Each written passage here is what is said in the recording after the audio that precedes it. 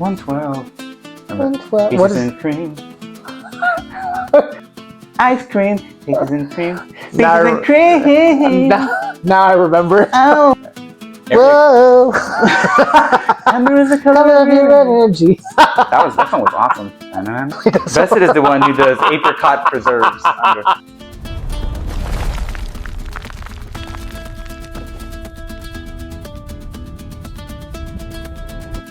Welcome to Dungeons Deep Jiu-Jitsu Club. Bean, can you read James 1:12, please? Blessed is the one who preserves under trial, because having stood the test, the person will receive the crown of life that the Lord has promised to those who love him. That basically says, no matter what you're going to go through hard things. It's not, oh, maybe you'll go through something, or the hypothetical. God is telling you, you're going to go through trials, and you will be blessed if you stay close to me throughout those trials. Yeah, I guess the definition of persevering is not being just giving up and having a hard heart. That's how you would persevere. It's not be sad or always be positive or not like cursing God even, honestly. It's just having a hard heart and turning away, doing the fair thing, and just being like, no, I'm doing my own thing. That would be the opposite of persevering.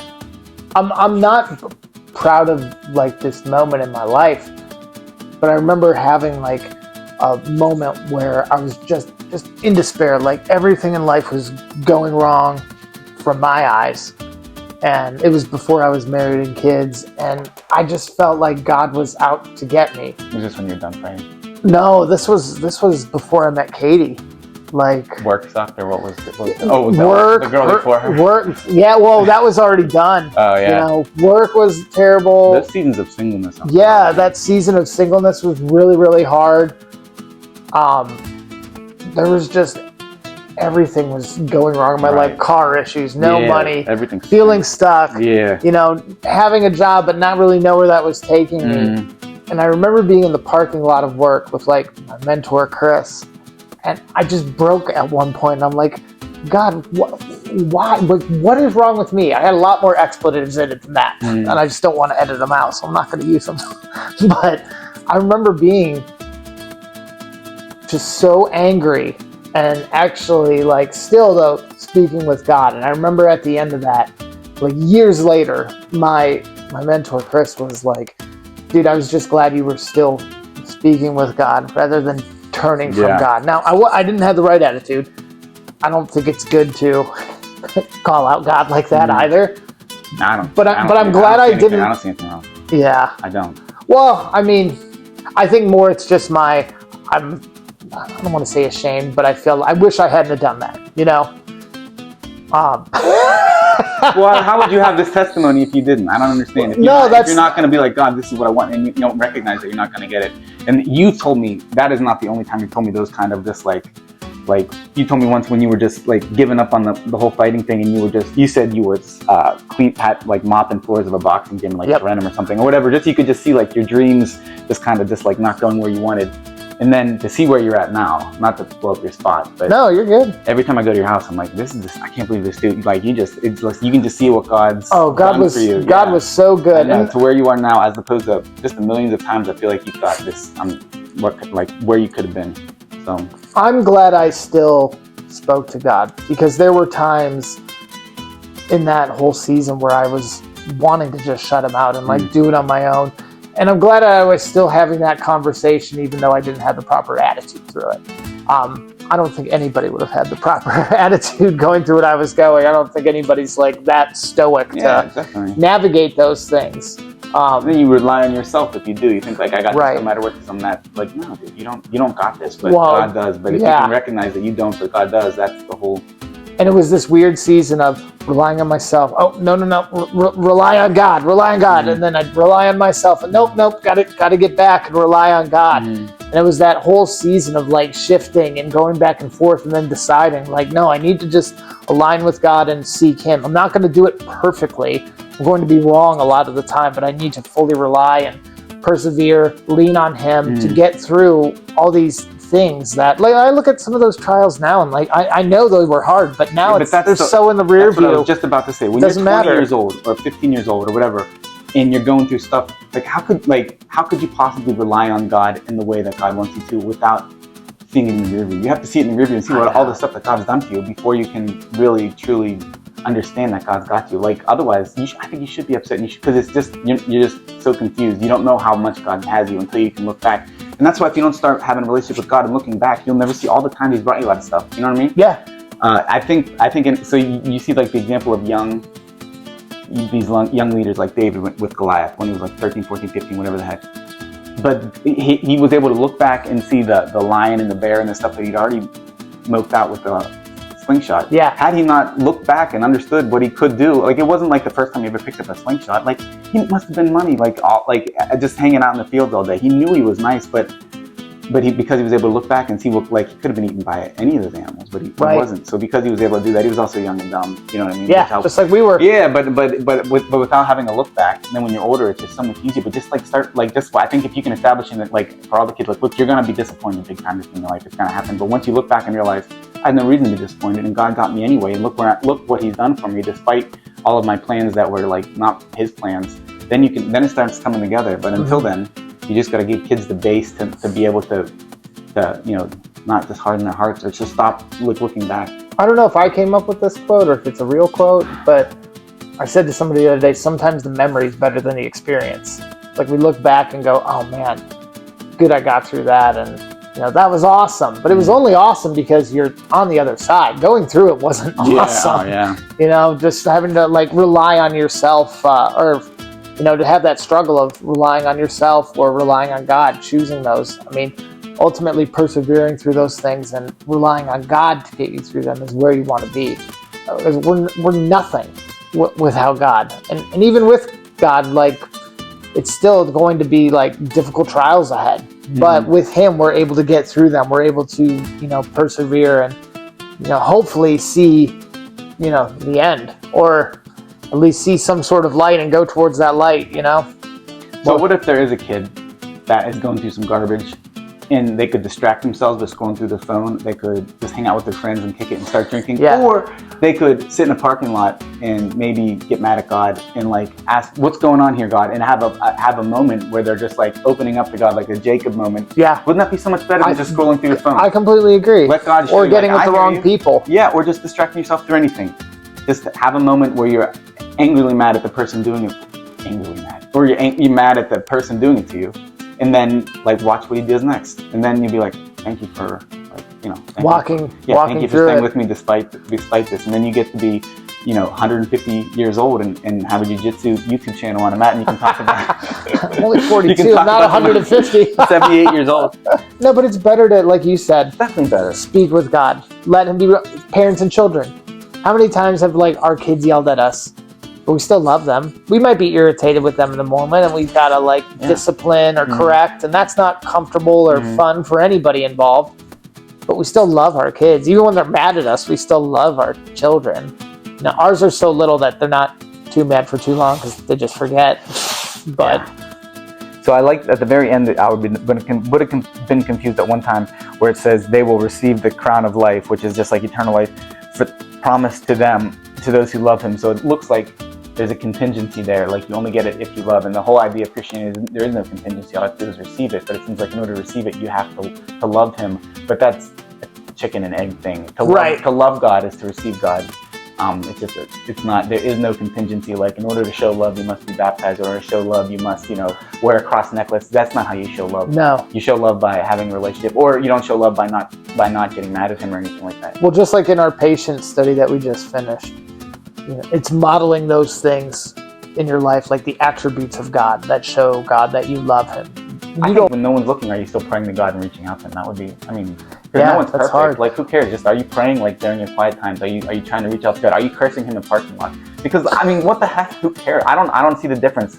I think God understands He loves us regardless. Are you opening yourself up to Him in parking lots when no one's looking? I feel like that's what He really wants. He wants us to seek Him, see what He's teaching. And that's where, when we're struggling on our own so much, godly counsel comes into play. People have gone through it before. Older guys in church who've lived through similar seasons of you. Right. Letting Him talk to you through other people. Right. Keeping God close, trying to just do whatever you can to seek Him out. Yeah, that's a good way to show to let him work in your life is by letting other people kind of talk to you. I didn't realize think of that. Yeah, godly wisdom is a thing. It's one of the things that I've been able to like seek from my dad and mentors like at work, who really poured into my life and loved the Lord. I just got so blessed to have those guys to be like, that's so dude, true. what do you think of that? I still call Chris probably like every other week. Your old boss? Not my old boss, but my old mentor. Your old mentor? Yeah, and then I called the other guy's name is John. We call him Stavi. But he was just one of my other co-workers. Oh, he was an old guy, but I call him probably at least every month, just check in, see how he's doing. And he's always like so encouraging. I mean, dude, he has so much advice of like, oh man, I remember when I was your age, or I remember when I was going through this thing with, my kids, my wife, and, even down to like, oh dude, if your car's doing this, take a look at that. He's just got, old people got advice, man. Especially ones that walk with the Lord, they even have better advice for your life. Yeah. Dear Lord, thank you for today. Thank you for allowing us to come together to study your word, to study Jiu-Jitsu. Lord, just be with those who are struggling. Show yourself to them, Lord. Help them to see what you want them to see. Help somebody godly to come alongside their lives and just help guide them through whatever turmoil or problems they may have, and to ultimately seek you. Amen. Amen. You want to try the steam lock? Definitely do it to me. Oh, okay. I'll see if you wanted to try it first. Sure. So, I know the toes need to come like right in here. Is that already terrible? Yeah. Yeah. But if I move like this, so then you got to somehow trap me so I don't. Yeah. So then here, and he was saying to crunch in and crunch in them. That's a tap. What are you supposed to do with my legs though, so I don't scramble out? Did he have you in an X guard or something? Or? In reality, if I'm here and here, like, does this go over here? I don't know. We need to look at the video. Do you have a phone? No, I don't. Oh yeah, I do. So right here though. Well, it would be the same thing as a leg lock. Though, but I wonder if it's up here or right here, like. That hurts like crap. I'm tapping that. So I'm gonna go. Oh yeah, just. So it seems like another option as opposed to the leg lock. Well, right, because straight ankle. As opposed to here, yeah. Yeah, straight ankle because I can get up here. Right. So if you're back a little bit, or if that. Yeah. Oh, dude, ouch. I love this. Just like, So if the guy has long legs and you can't get there or something, and you can do this instead. Right. Yeah. Well, so I guess I just read in competition because IBJJF is like my shtick. Yeah. It's only legal at brown and black belt. Yeah. Was it reaping or something? Well, this wouldn't be reaping because your leg has to cross your center line, your opponent's center line, to constitute a reap. Oh. But you still can't do this because it has something to do with like a toe hold. Yeah, that freaking sucks. Ouch. You can be done doing that. Yeah. I know you're barely doing it, but it's like just waiting to snap my leg. You want to try it? Yeah. All right. So I would be like this, and then I feel like my foot's too far over. So how did you? So I put the toes right in the stomach area, and then right there I can pull out. Yeah. Over. I just put this. If it's right here straight, I just turned and put the toes in. And then how did you do this? Under like a Kimura. It's like a Kimura. Okay. Yeah. Let's try it. Now I'm like right here in my breastbone, but I think I need to be more in my stomach. Yeah, where the breastbone kind of like you can crunch down like cups a guillotine. The toes. Yeah. You feel that even like definitely. that bone like in there? For sure. Yeah. Does that make sense? Definitely. All right. So the Kimura is like this, right? Yeah. And then. Yeah. So if I had it locked, I would need to be in here. The hard part is I feel like you're right, because if I put my legs up, I'm not gonna get any leverage. So I have to be a little bit like this. Yeah, you have to. He did say crunch. So, and he wasn't doing like a leg wrap like that. I couldn't do it. I'd have to go back. But that's kind of nice though, because you can keep this planted as leverage, and then I can't come in. It's the leverage of just the foot being the wrong. Yeah. Does that hurt? Yeah, it's terrible. I'm not even pushing it. Yeah. Yeah, that's terrible. It's just all it is just that. Now crunch down. Yeah. Yes, the crunch down like that too. Yeah, I like the toe positioning because you can feel on everybody where that breastbone meets the stomach, like the flesh. Yeah, I put the toes right here. Yeah, that's the way to do it. Like in my gut, you know? I wonder if you could do it standing up, like if you're trying to pass guard. Do it to me, because I don't know. So if this is... So, actually, I'm going to do it from here so I can get the angle in. Right. So if you're fighting here, we're like this. And I'm trying to do some smorgly McGorbly. Yeah. Yeah, boom. Don't even, Yeah. So that's good to threaten. So yeah, definitely. So I wonder though, how can you pull out of that right now without me twisting it? I mean, no, I'd be real. So I'm gonna go slow. I would be like, no, dude, you gotta go slow. No, I don't. It already hurts. Just be done. I like learning this stuff, but I don't know quite when to incorporate it. Although last week I incorporated it. I rolled with a higher belt, and he was like playing guard like that, and I'm down here and I'm trying to pass, and I just came in here, and I just came down like this, Yeah. So he knew I was starting the leg lock, and he would have got out of it because I didn't have it, but he knew then get the legs up, and it threw off the game a little bit where I was competitive then. Right. So it is good to have in your quiver of for sure. As soon as you throw my leg in closing, if it may please the court. If it may please the court, relying on God isn't easy, but it's really like the only thing to do during those hard times, and it's the only thing that's going to bring you real peace. Lean in hard to God during those hard times. I know that's easier said than done, but leaning into Him, whether it's prayer, having other people pray for you, studying His Word. It's definitely prayer. Honestly, too, like you said, I think being honest with God, God, I'm really angry about this, and I'm really upset about this. That's how you lean into it. Speaking to God and just talking to Him through it, that's real relationship. Real relationship isn't going to only bring you the good things and then keep the bad things over here. It's being real and raw. There's no other way to have a real relationship with somebody. You're not going to BS God. He knows what you're doing. Exactly. You're never going to BS God. It's not always easy to seek God in the moment, but when you look back in the rear view, you're going to see how much better that was, that He was walking through that with you through those hard times. Yeah, the goal is the rear view, so you can look back and see how you grew from it. Definitely. It's not always fun in the moment, but sometimes it looks better in the rear view. Remember Matthew 7:7, seek and you will find.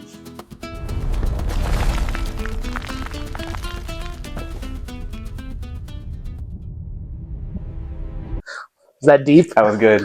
I don't know if it was good. It's never fun in the moment. The rear view always does, things always look different in the rear view. It's so true.